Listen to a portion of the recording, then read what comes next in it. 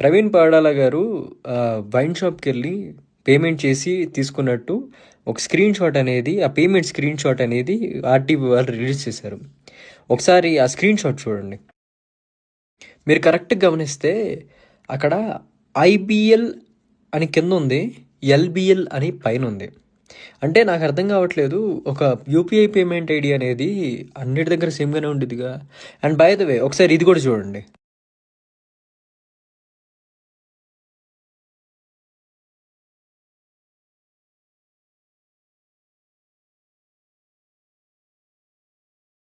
ఇది national payments corporation of India.